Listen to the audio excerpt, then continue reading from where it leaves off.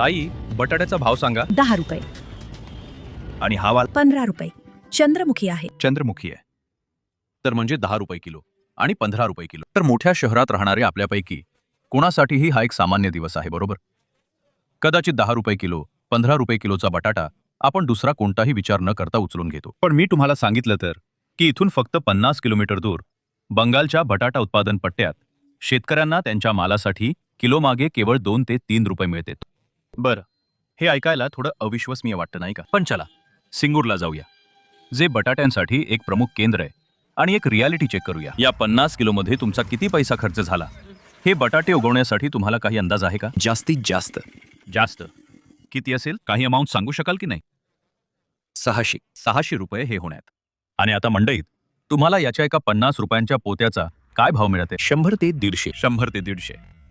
म्हणजे तुम्ही असं म्हणत आहात की याला लागलेला खर्च, खतं वगैरे सगळं मिळून 600 रुपये झाला, आणि तुम्हाला 150 रुपये मिळत आहेत, असं का? हे पहिल्यांदाच झालं आहे की याआधी पण झालं आहे? पहिल्यांदाच झालंय. पहिल्यांदाच झालंय. का झालं आहे?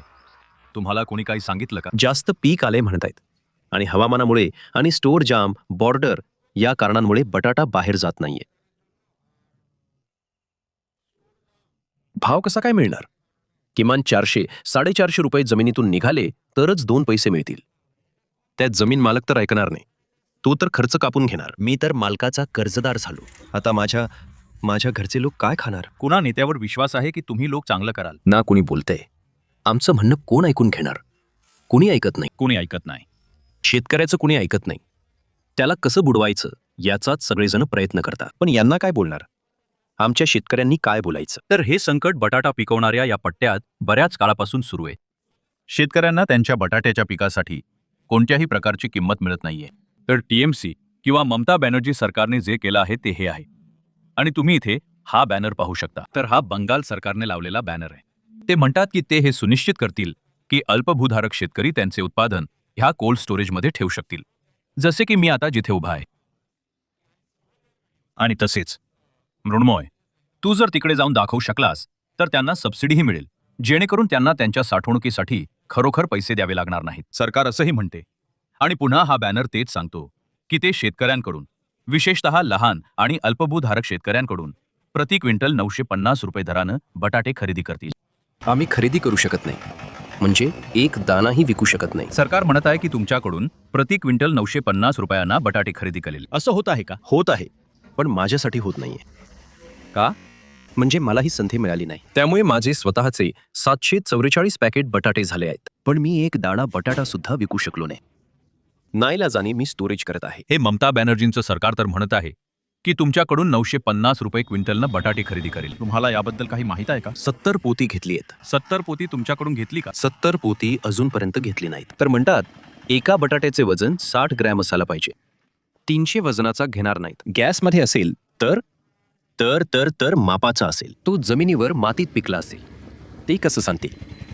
पण नेते लोक तर सगळे बोलतात की आम्ही शेतकऱ्यांसाठी खूप काही करत आहोत. कोणता नेता बोलतो? माझ्या घराशेजारी मंत्री राहतो, त्याच्याकडे जातो. तो म्हणतो सगळं वरच्या पातळीवर आहे, मला नाही सांगत. एक गोष्ट तुमच्याकडून जाणून घेऊ इच्छितो की आता जी बटाट्याची खरेदी होत आहे, शेतकऱ्यांचं म्हणणं आहे की तुम्ही लोकांनी योजनेची घोषणा केली की 950 रुपये क्विंटलला खरेदी करणार, पण जमिनीवरील वास्तव असं नाहीये. त्या लोकांना अडचण होत आहे. बघा, आम्ही सर्वत्र 152 कोल्ड स्टोअरमध्येही खरेदी करतो. बटाटा खरेदी योजना ठीक आहे, आमचे शेतकरी खूप आनंदाने स्वीकारतात. बटाटे घेऊन येतात, आम्ही खरेदी करतो, आणि सुपर बांगला योजनेतही ही खरेदी करतो. पण शेतकऱ्याकडून 70 पॅकेट बटाटे घेतो. पण शेतकऱ्यांचं म्हणणं आहे की असं होत नाहीये. प्रत्यक्षात खूप ठिकाणी त्यांच्याकडून घेत नाहीयेत, असं आमचं शेतकऱ्यांशी बोलणं झालं. जे शेतकरी लोक बोलतात तो भाजपचा माणूस आहे. ठीक आहे, इतकं काम शेतकऱ्यासाठी ममताजी हे आहे. भाजपवाला आतंक आहे. तर मी सिंगूरच्या गावांमध्ये आहे, आणि बटाट्याच्या दुरवस्थेची ही कहाणी इथे सुद्धा घडत आहे. माझ्यासोबत इथे सुषमाजी आहेत. त्या एक शेतकरी आहेत. त्यांचं म्हणणं आहे की त्यांनी त्यांच्या घरात खूप बटाटे साठवून ठेवले आहेत, कारण विक्री होत नाहीये. दीदी, कुठे कुठे साठवलंय दाखवा. हे आहे आणि ते आहे. हे आहे. सगळे बटाटे. हे पूर्ण तुम्ही इकडे. पण बटाटे साठवले आहेत. हो. हे सगळे. तर इथे आणि बाहेर तुम्ही साठवले आहेत. हे किती बटाटे असतील? एक 50-60 पोती आहेत. 50-60 पोती बटाटे. हो. हे सांगा दीदी, की हे जे बटाटे आहेत ते तुम्ही कोल्ड स्टोरेजला का नाही पाठवले? ते की कार्ड मागतात. ते कृषक बंधू. ते सगळं नाहीये आमच्याकडे. तुमच्याकडे कृषक बंधू कार्ड नाहीये. नाहीये. अच्छा, हे सांगा की ममता सरकार म्हणते की तुमच्याकडून 950 रुपये क्विंटल दराने बटाटे खरेदी करेल. तुम्हाला याबद्दल माहिती आहे का? नाही. काहीही माहिती नाही. आमच्याकडे काही बातमी नाही. खबर नाही.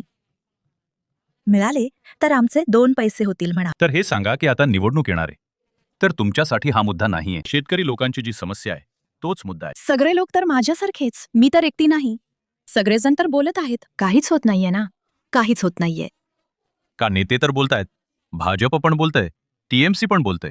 ते फक्त बोलत आहेत. बस. मतदान झालं की झालं. पुढे काही नाही.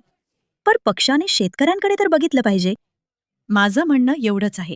बाकी काही नाही. तर बंगालमध्ये शेतकऱ्यांसाठी कोण करतं दीदी? तुमचा टीएमसीवर जास्त विश्वास आहे की भाजप जे बोलतं त्यावर जास्त विश्वास आहे? तर टीएमसीवर. टीएमसीवर. का? का? हे जे विधवा भत्ता, लखी भंडार, कृषक बंधू सगळं देत आहेत. म्हणूनच आम्ही विश्वास ठेवतोय आणि देतोय. पण आमच्या सगळ्या बाजू बघा. आम्हाला एवढंच हवं आहे. पश्चिम मिदनापूरपासून हुगळी आणि बर्दवानपर्यंत शेतकऱ्यांशी केलेले खोटे वायदे आणि सरकारी खरेदीतील घोटाळा हीच या टीएमसी सरकारची ओळख बनली आहे.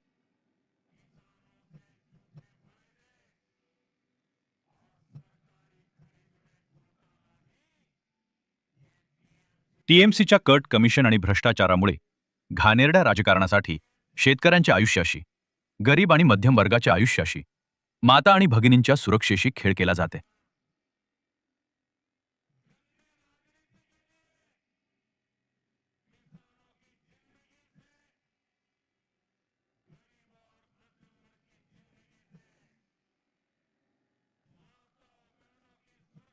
बघा, भाजप बंगालबद्दल जे बोलतो, जे विचार करतो, ती पूर्णपणे खोटी गोष्ट आहे. खोटी गोष्ट आहे. शेतकऱ्यांसाठी माझ्या ममताजींनी खूप काही केलं आहे. ठीक आहे, शेतकऱ्यांसाठी किसान कार्ड बनवले आहे आणि आमचा जो किसान बंधू शेतकऱ्यांसाठी शेती करण्यासाठी जो पैसा मिळतो,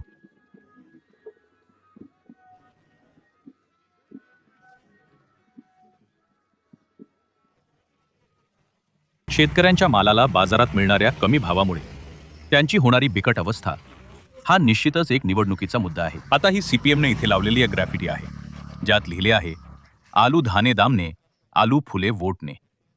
त्याचा मूळ अर्थ असा आहे की बटाट्याला किंवा इतर कोणत्याही पिकाला भाव नाही आणि ते मतदारांना भाजप किंवा टीएमसी ज्यांचे झेंडे तुम्हाला आता इथे दिसत आहेत या दोघांनाही मत न देण्याचे आवाहन करत आहे. तुम्ही इथे पार्श्वभूमीत खरं तर समोरच्या भागात टीएमसीचे झेंडे पाहू शकता आणि पार्श्वभूमीत भाजपचे झेंडे पाहू शकता. या दोन पक्षांमध्ये चुरशीची लढत आहे. पण अशी आशा करता येते की जो कोणी सत्तेवर येईल तो शेतकऱ्यांच्या या सर्व बिकट परिस्थितीचा, जी आता त्यांच्यासाठी एक वार्षिक चक्र बनली आहे, निश्चितपणे विचार करेल आणि त्यांच्यासाठी प्रत्यक्ष जमिनीवर काहीतरी ठोस केले जाईल.